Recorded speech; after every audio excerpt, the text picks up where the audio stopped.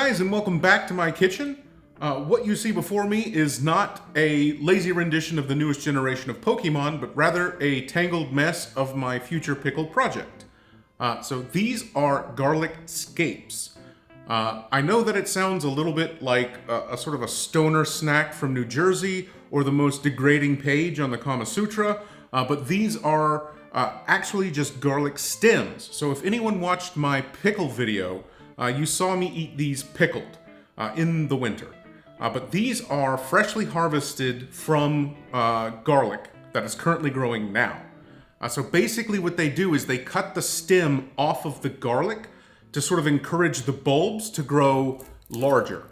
So the way that they get these larger bulbs is by cutting the stems so that they don't invest as much nutrients into... So that way they don't invest as much nutrients into the stem, but rather into the bulb itself. So what we're going to do is clean and bundle these. So we're going to tie these up into a bundle and then spool them around the inside of this container. So in my mind, this should create some negative space in the center of this jar, which we will then fill with pickles. So there will be sort of a quick pickle brine that will pull in some of that sharpness from these garlic scapes. But as is raw, if you guys can get your hands on these, garlic scapes are really, really, really incredible. They are bright and vibrant and fibrous, and they have a real kick to them.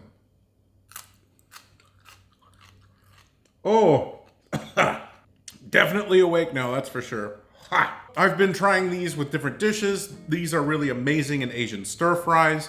I've seen online mentions of people making pesto sauce with this, but I really, really, really love the pickling. It takes a little bit of the zing out of it, and it adds a little bit of sour to it to help balance it, because as is, it's really punchy. If you are able to get your hands on these, I think that it's worth, one, experimenting with them in their natural state. So just raw, they're very punchy, they're very crisp, they're very fibrous, but I really love them pickled. They might be quite cheap just because they're not really a sought after item. So there might be farmers who are just trying to get rid of this stuff. So if you can get your hands on it, get massive bundles of it, and then preserve it, ferment it, pickle it, stew it. Boil them, mash them, stick them in a stew. Whatever you guys think that you could do with it. This is something that's really interesting, and I really think that this warrants more experimentation. So let's get to pickling. You will need to trim the ends of your scapes if you see any discoloration or changes in texture, as these bits don't quite pickle right, ending up more like garlic chewing gum rather than a crisp, punchy pickled treat. Also, avoid any flowering tips as they have a mushy, weird texture and an odd flavor. Once you've assembled all of your aromatics, herbs and flavorings, and any additions you want to add to your pickles, you can begin. Make sure you wash your scapes first, not like me who did it after bundling them, probably because I rode the short bus to school. I am 99% certain you can just skip this, but I bundled the garlic, mostly because that's the only way I've seen it done here, and monkey see, monkey do. Monkey see, monkey do. That's it. Monkey pee all over you. Once trimmed, cleaned, and ready, we can pack into a large sterilized container.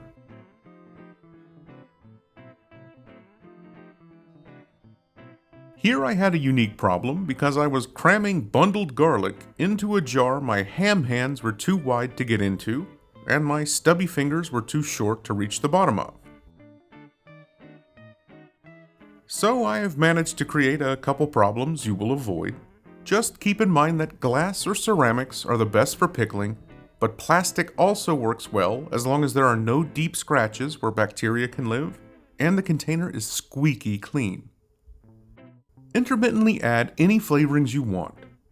In a secondary batch that I will review on Patreon, I added a lot of Southeast Asian flavors like star anise, ginger, clove, dried and fresh peppers, cilantro, onions, and cardamom, and they came out incredible. So, feel free to experiment. You can fill the dead space the scapes naturally create as they coil in their container with other pickles like carrots and cucumbers if you like. Or just pickle the scapes solo, which might be best if you plan on storing them for a longer period of time. When ready, add your salt. About 35 grams per half liter by container volume will be good, and a little bit of sugar to sweeten the pickles isn't a terrible idea. Add water. I use around a 70-30 ratio of water to vinegar, but you can adjust if you want. The water should be about as hot as drinkable tea. Just add the vinegar and additional water at the end to ensure that everything is submerged in brine. Store in a dark place for a week or two and let the brine and aromatics go to work, and then they're done. The sharp tang of the garlic will mellow, and the aromatics and vinegary brine will combine with the scapes to create a unique and awesome pickled treat to be enjoyed with meals or on their own.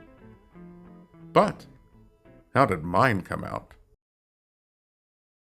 Okay, so here we are 2 weeks later, and we have pickled our garlic stems, or the scapes. And I was hoping to find more at the market, but it seems that the season for this is closing or closed, because these are sort of the last that are available. And that's really kind of upsetting because the fresh ones, as is, are actually really incredible. I guess that's why people pickle them, just because the seasonality window is so short. The sad thing is, as great as these things are, they're typically just thrown away. When you're looking at these scapes, you have either the really thick, fibrous ones, or sort of the thinner, brighter, more vibrant ones. So the thinner the stem is, the milder and more subtle the flavor is. It's really punchy, but it doesn't really blow your head off. But then if you get the thicker ones, they're way chewier.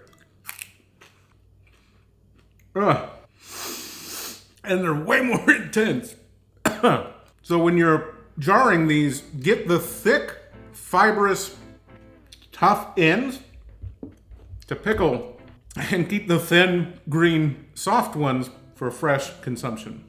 So with that little bit of background out of the way, we're going to see if we were able to turn this sort of underrated trash into treasure. I think that it's really sad that these are tossed out and not really part of normal cuisine. Maybe it's because, as I mentioned, the seasonality window is so short, but they're really amazing. So hopefully I've been able to convert these into something I can have even in winter. So as I mentioned, when I was prepping these, I bound these into little bundles, and I think that they only do that for distribution purposes, to make it easier to sell. So as you can see, massive difference in color, way softer texture. This is the texture that I'm used to when you buy these sort of out of season. So let's see if my herbal bouquet was able to maybe even exceed the ones that I've tried before. So these are our pickled garlic scapes. See if we've turned our trash into treasure.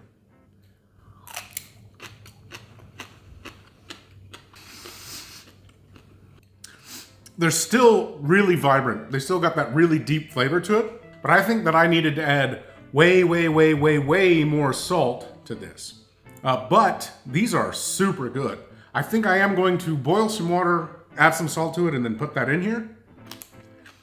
Because the flavor is really cool, the texture is awesome. It's just definitely lacking salt. These are super good. The carrots have added a little bit of sweetness to it.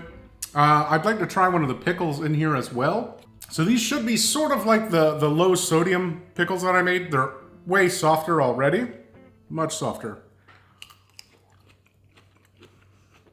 Oh, that's a lot of flavor. Oh my God.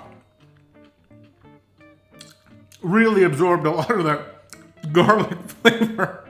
I think the cucumber is more garlicky than the garlic stems. I would say that other than not enough salt in here, these are incredible. These are absolutely fantastic. So I am going to add a little bit more salt to this But I think that these can stay due to the sort of high vinegar content for an indefinite period, nearly. Just because the vinegar makes such a caustic environment that there's almost no way that anything can live in here. But if you do see anything growing, you do need to toss it out. But these are really fantastic. This is absolutely a way to turn something really cool that's undervalued, that a lot of people just throw away. I don't know why people just throw these away. So save these, use these, and make them more popular. Because together, we can turn trash into treasure.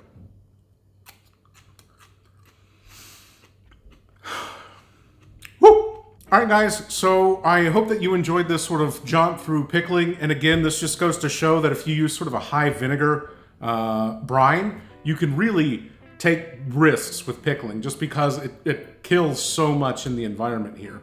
You lose some of the complexity, some of the sour notes, but it really allows you to experiment without too much concern. So I hope you guys give this a try. If you can get your hands on some of these, please do. Try them fresh and pickled and experiment. Thank you guys for watching the video. Thank you for joining me on another pickling adventure. And as always, till next time. Whew. Ah, it's so cool. Whoa. Whoa. Ah. I feel alive with pleasure.